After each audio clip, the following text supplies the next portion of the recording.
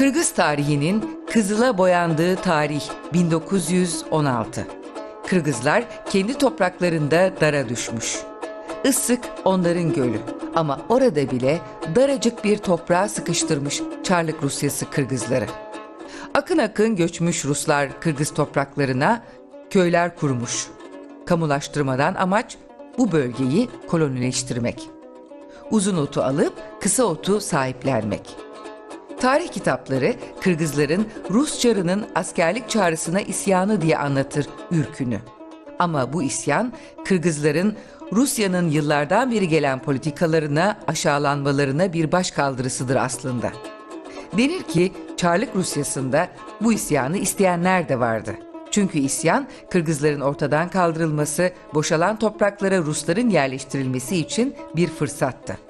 Öyle ya da böyle Kırgızlar 1916 yılı Temmuz ayında yıllar yılı yaşadıklarına isyan ettiler. İsyan ateşi önce bir iki yerde alevlendi, sonra bütün Kırgız topraklarında. Kırgızlar bir araya gelip küçük bir ordu kurdular kendilerine. Ama gelin görün ki ellerindeki silahlar çok ama çok elverişsizdi. Ruslar tepeden tırnağa silahlı, eğitimli 11 tabur ve 3000 asker gönderdiler Kırgızların vatanına. Kırgız toprakları kan kırmızısına bulandı. Acımasızca bastırıyordu Rus askerleri isyanı. Gerekçesi isyan olan bir çeşit katliamdı bu. Kimilerine göre 100, kimilerine göre 300 bin Kırgız öldü 1916'da.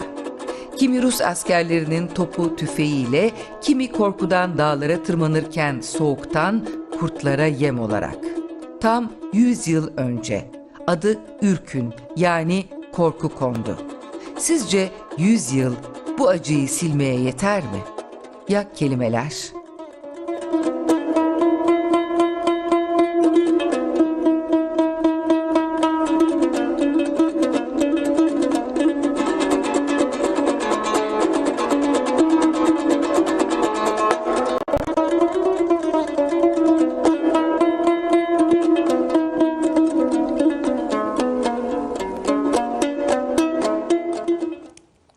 Evet, başta ifade ettiğim diğer konuğumuz da yetişti. Kudret Bey hoş geldiniz. Hoş bulduk, sağ olun. Biz Baktı Bekbay ile başladık aslında konuya. Şimdi 1916 yılında yaşanan ayaklanma ve soykırımın ya da katliamın 100. yılı. Bu vesileyle hem Türkiye'de hem Kırgızistan'da hem diğer ülkelerden bir takım etkinlikler yapılıyor. Baktı Bekbay ile şöyle başladık. Ürkün olayı nedir? Ürkün deyince ne anlamamız lazım? Bir de ürkünün bir kelime anlamı var mıdır? Sizin de bu konudaki değerlendirmenizi alsam. Tabii bu konuya başlamadan önce terminolojiyi netleştirmemiz gerekiyor. Kullandığımız terminoloji bizim baktığımız noktayı nazarı aslında açıklar bize. Bizim baktığımız perspektifi açıklar. Şimdi biz bakıyoruz hem Türkiye'de yapılan çalışmalar hem Kırgızistan'da yapılan çalışmalarda sıklıkla İsyan kelimesi kullanılmaktadır. Şimdi isyan dediğiniz zaman sizin baktığınız noktaya nazar Rusya'nın baktığı noktaya nazar olur. Rusya'nın baktığı perspektif noktaya nazarından olur.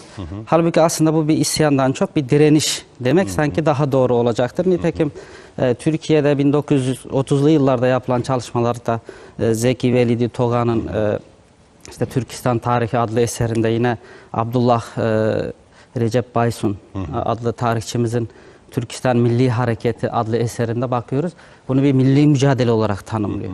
O zaman isyan demek, eğer siz bu direnişe, bir kutlu direnişe siz isyan derseniz o zaman orada katliam yapanlara bir meşru pozisyona çıkartmış olursunuz ki kanaatimizce bu doğru değildir. Peki neye direniş? Oradan devam ederiz. O zaman direnişse bir şeye direniş var demek. Tabii direniş, siz başta şeyi sordunuz, ürkün kelimesini sordunuz. Ürkün, hani Türkçe'de de kullandığımız ürkmekten, korkmaktan, bir panik olmaktan hareketle bir halkın, sivil halkın bir takım katliamlar yoluyla korkutulması ve yerinden edilmesi, ondan dolayı ürkün denilmiştir Kırgız halkı arasında.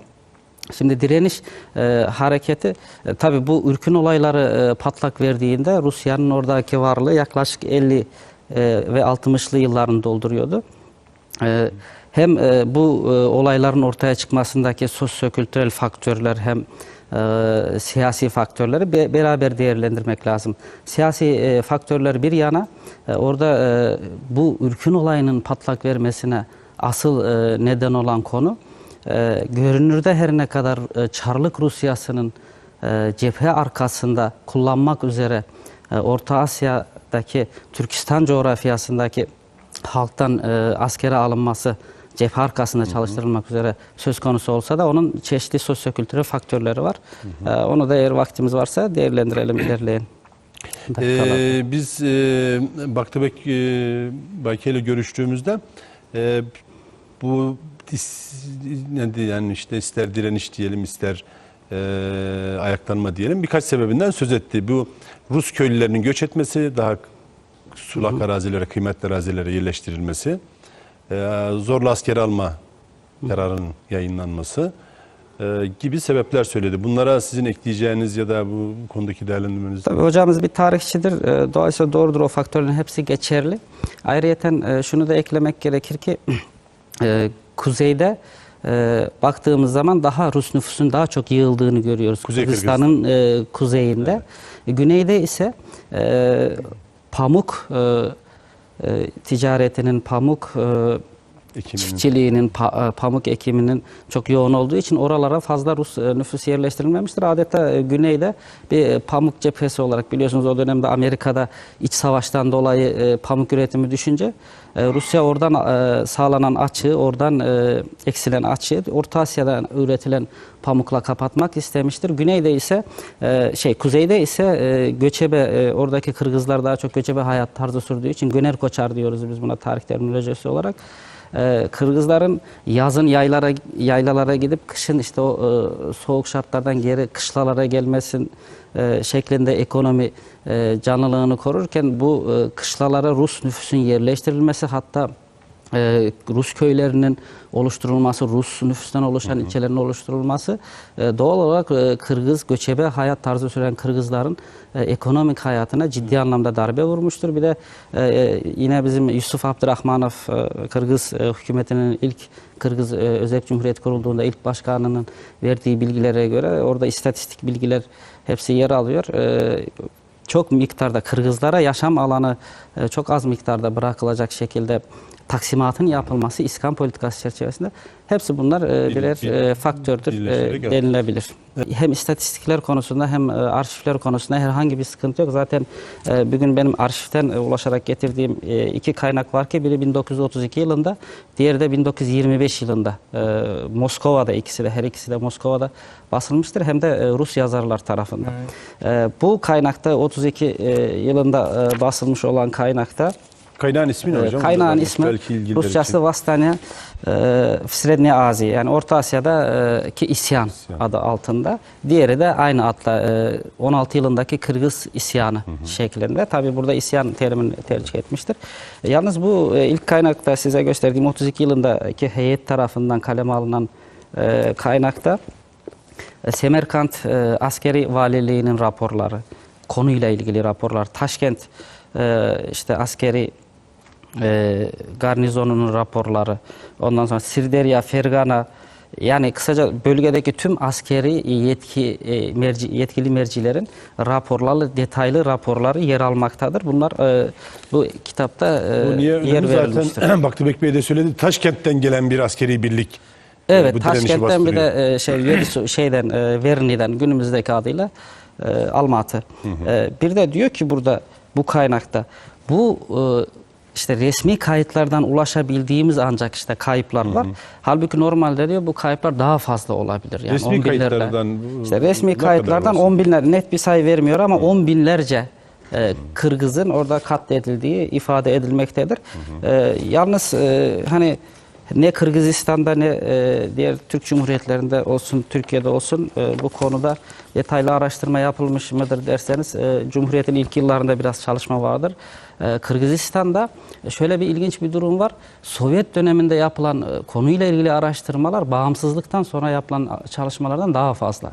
Yani bağımsızlık üzerinden 25 yıl gibi bir çeyrek asır gibi bir zamanın geçmesine rağmen bu alanda tek bir eser Kızıl Kırgız tarihi, siz bilesiniz Turalı, Kızıl Kırgız tarihi. Bir 90'larda eser. çıktı o kitap. Evet, onun basılabilmiş olması düşündürücüdür gerçekten. Halbuki böyle bir olayın hem de milli kimlik arayışı içerisinde olan bir ülkenin bu konuyu atlamaması gerekirdi diye düşünüyorum. Yani arşiv kaynakları ulaşılabilirdir, isteyen şey yapılabilir ama maalesef çalışmalar bu konuda Yani yetersiz. o zaman mesela Çin sınırını geçen, göç eden, bu olaylardan kaçan insan sayısı konusunda da bir net rakam yok elimizde. Net rakam yok ama işte bu konuda da her olayda olduğu gibi bir abartı var. Evet.